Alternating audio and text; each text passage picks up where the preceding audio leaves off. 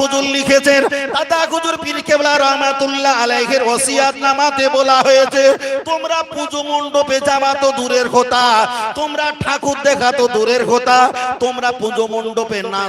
নাচ গান তোমরা বাইজি না দেখা তো দূরের কথা, পুজো মণ্ডপ নাচ উপলক্ষে তোমরা চটপটি বিক্রি করবে না, তোমরা ঘুগনি বিক্রি করবে না, পাঁপড় পেঁয়াজ বিক্রি করবে না, আলুর চপ বেগুনের চপ বিক্রি করবে না, আপেল লেবু নাশপাতি কুল কিংবা সবেদা আতা, তৎকালীন জামানায় মুড়ি আর মুড়কি বিক্রি হতো, মুড়ি মুড়কি তোমরা কিছু বিক্রি করবে না। তাহলে বসিরহাট হুজুর লিখেছে, দাদা হুজুর পীর কেবলার ওসিয়াতে পুজো মণ্ডপে আর গানের স্টেজে যাওয়া তো দূরের কথা,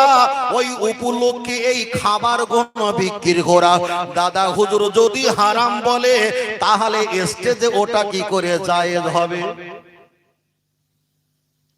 কথা বোঝাতে পেরেছি?